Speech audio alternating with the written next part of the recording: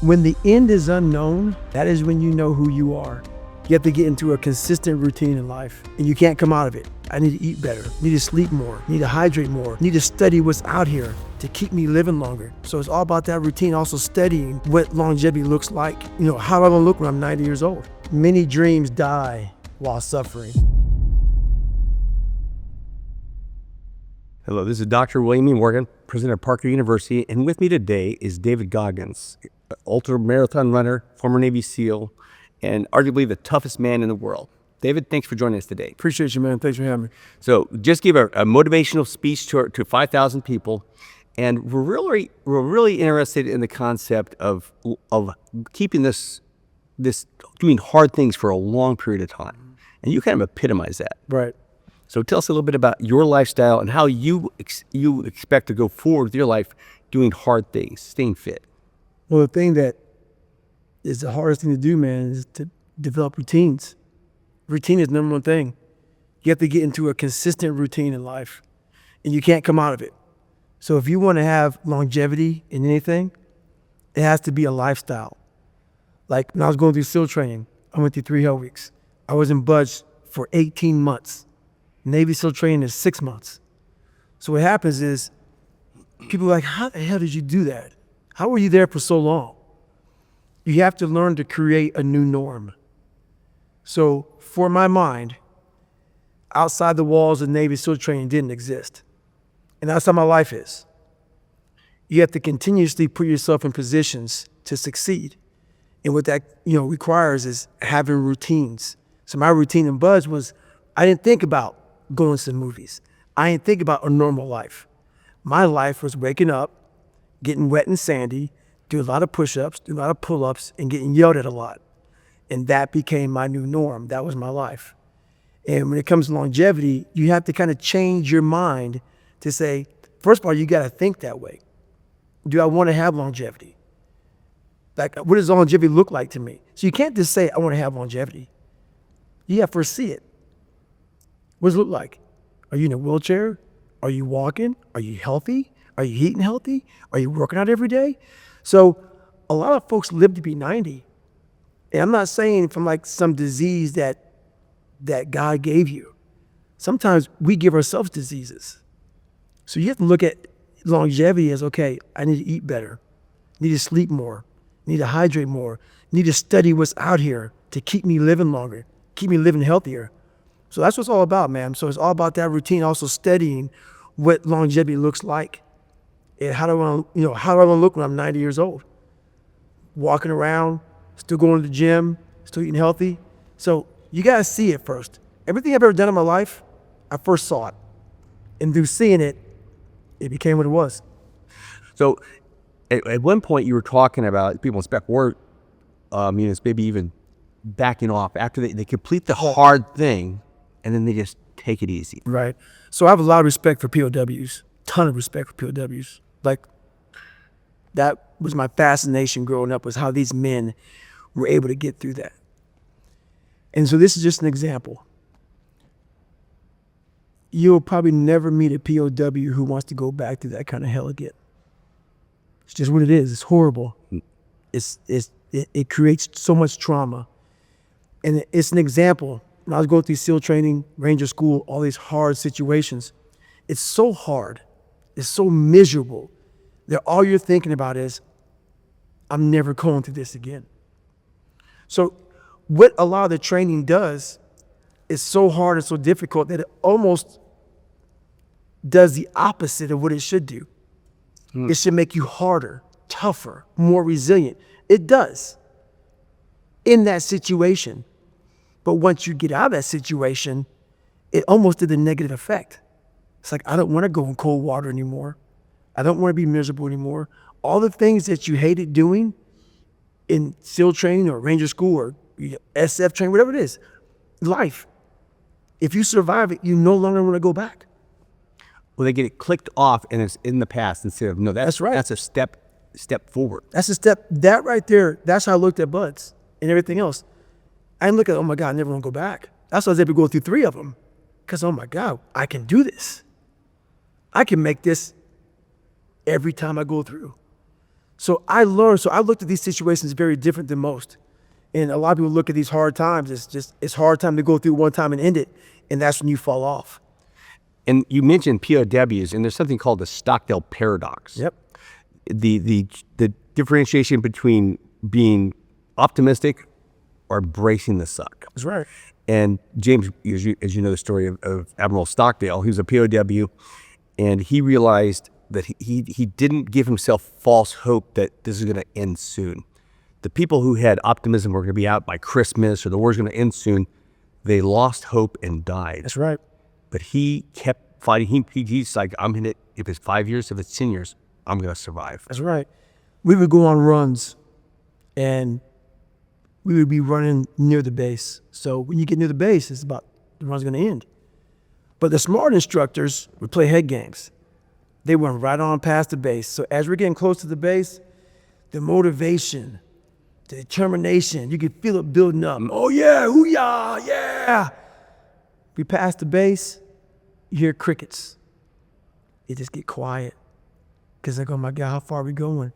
When the end is unknown, that is when you know who you are. When you just go and go and go and you don't know when the end is going to happen, that's when you know exactly who you are. In recon, I was in a reconnaissance unit. We'd have a test before you even start testing. People are already infantry and Marines usually. We'd have a 5-hour physical fitness test just to begin to see if you're going to get the training. And many times at the end of 5 hours of running and swimming and pull-ups and obstacle courses, we'd run into the company area, pause, Yep. at ease, and attention. Boys, we're just starting. Yep. And they start running again. And as they run, they're just running around the building. 5 or 10 people just wouldn't leave. Right. If they had run around the building just another couple hundred yards, they would have been in the training. That's it. They just like, that's it. They put the chocks in. I have a saying, and it goes, many dreams die while suffering. Because literally, man, you want it so badly. But that's why I would never put out like a training schedule. Because then people know, oh, from 3 to 4 is the run. Oh, From 4 to 5 is this. No. I never put a training, so then you don't know what to expect. It just happened. And then you got to deal with what's in front of you. You got to manage your mind. You got to manage your own expectations. You got to manage when we go past the base and we keep running. That's all part of training. now, you've already seen people your age who have, it's crazy. You get out of the military, you've been in an elite unit. I've been in reconnaissance. And you just see people just let it go. Oh, yeah. It just, they go long hair, they're obese. It was almost like a false life. Yes. Like you weren't really living it. You had to have an external pressure on you Right. to live that life. Hmm? Yes. You've seen that. Oh, yeah. They're waiting for the finish line. Yeah. And they're almost busting out of their clothes as they're getting near the finish line. And they're getting lazier and lazier and less disciplined as they get closer to the finish line. And that's what separates the 1%ers. The 1%ers were never there just for the trident, never there just for the beret, never there just to be a recon Marine. They were there to be more. They were there to be the best of that. And that is what my life's about. When I say, oh, I retired 21 years as a Navy SEAL, I want people to look at me and say, man, this guy can still go back through.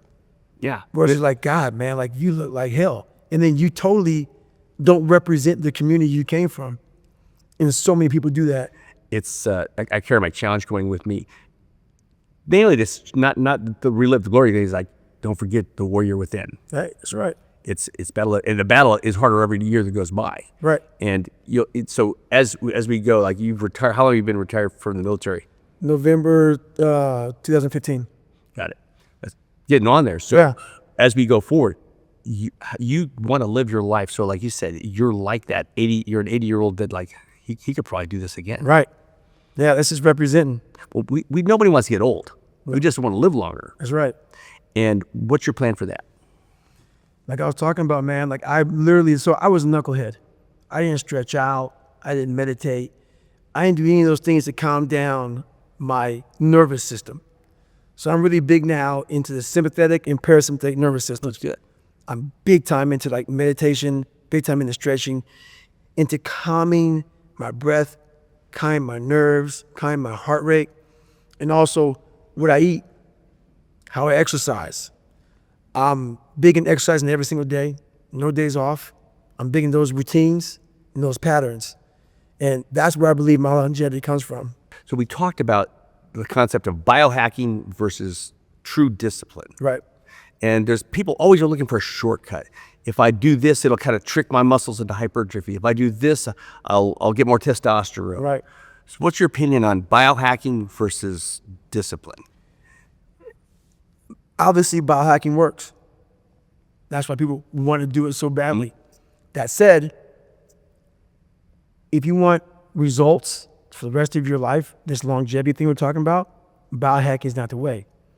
So people who want to go and lose weight and take Ozempic or something like that and lose it really quick, they'll lose the weight, but part of losing the weight is this. So I lost 106 pounds. I ain't taking any pills. I did off pure hard work. So what I got from that was a lot of mental hardening, a lot of mental toughness. There's two sides to it. People just want the one side. You're missing out on the part that gives you the longevity, which is the struggle to lose the weight, the struggle to gain the knowledge, the struggle to study the books. Instead of getting the cliff notes, I want the 1,000-page book, because that's going to be harder to do. I'm going to get more from that. I'm going to learn more from that. So we're all now about just the one side. This is what we want. That's why most people's brains right now, they don't know how to get that callous mind, harden that mind, get that mental toughness, because they're just getting it very easy, and the other part is it's not there for you. One last question is, how do you see your life, living your life from the age of 65 to 85? Oh, just very healthy, man. I've already seen it, because I front-loaded my life. Everything hard, everything arduous I had to do, I've done it, and I'm still doing it. At 65, I plan on just honestly just being a guy that studies a lot, sits, relaxes, gets in that parasympathetic nervous system. I don't raise it up too much anymore. I don't get it hype anymore. I'm that guy who's like that monk. I'm looking to take all the knowledge I got from life and just applying it to my life as I get older, but in a very calm way. Because right now, I'm almost 50. I still have to get people wired, get them fired up, give them that energy. When I get to that age, I'm not doing that anymore. It's going to be about myself. It's going to be about gaining some time back, gaining some peace back, gaining some relaxation back, and just having that kind of lifestyle. I've already seen it. That's why I put out so hard now, because I see the end for me.